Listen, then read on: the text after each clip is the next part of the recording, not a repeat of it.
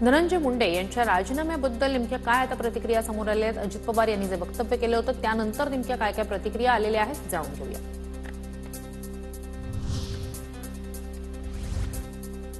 धनंजय मुंडेंच्या राजीनाम्यावरून अजित पवारांनी हात झटकले. नैतिकतेच्या मुद्द्यावर राजीनामा का नाही हा प्रश्न धनंजय मुंडेंनाच विचारा, अजित पवारांचं भाष्य. मुंडेंच्या राजीनाम्याबाबत अजित पवारांच्या भूमिकेवर शिंदेंच्या शिवसेनेकडून प्रश्नचिन्ह उपस्थित. पक्षात दोन भूमिका घेऊन चालत नाही. राजीनामा घेण्याचा अधिकार अजित पवारांनाच आहे. पक्षाच्या नेत्यांनी निर्णय घेतला पाहिजे. संजय शिरसाट यांचं वक्तव्य. पक्षामध्ये अशा दोन भूमिका घेऊन चालत नाही. अजितदादा हे पक्षाचे प्रमुख आहे. कुणाचा राजीनामा घ्यायचा, कुणाला मंत्रिमंडळात घ्यायचा, कुणाला पक्षातून काढायचं हे सर्वस्व अधिकार हे अजितदादाला आहेत.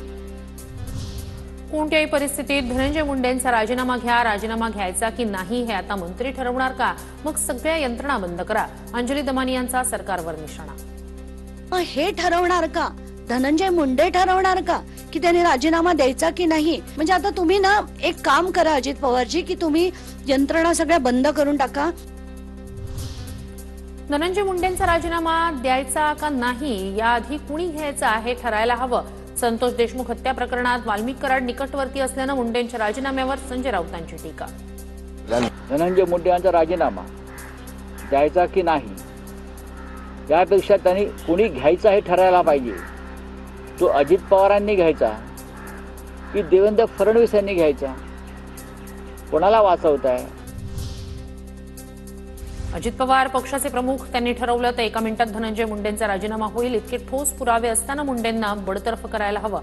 अंबादास दानवे यांचा निशाणा. अजितदादा त्यांचे प्रमुख आहेत. त्यांनी सांगितलं किंवा त्यांनी निर्णय घेतला तर एक मिनिटात राजीनामा होईल.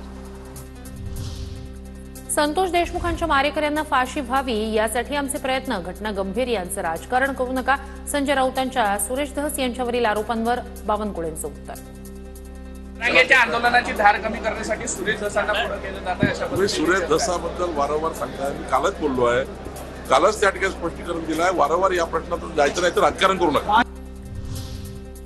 सुरेश धस यांनी आंदोलन उभं करून देशमुख कुटुंबाच्या अश्रूंचा बाजार केला. जरांगेंच्या आंदोलनाची धार कमी करण्यासाठी धस यांना पुढे आणलं.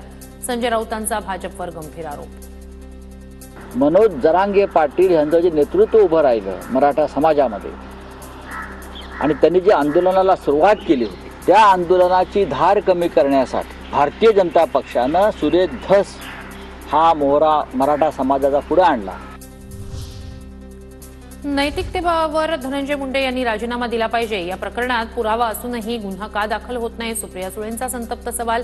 तर सुरेश धस मुंडेंना भेटतील असं कधीच वाटलं नव्हतं. धस यांच्याकडून खूप अपेक्षा होत्या. सुळेंचं वक्तव्य. त्यामुळे मला धक्का बसला जेव्हा सुरेश धसांची ती बातमी आली. म्हणजे मला विश्वासच बसत नव्हता, कारण का माझ्या खूप अपेक्षा होत्या सुरेश धसांकडून.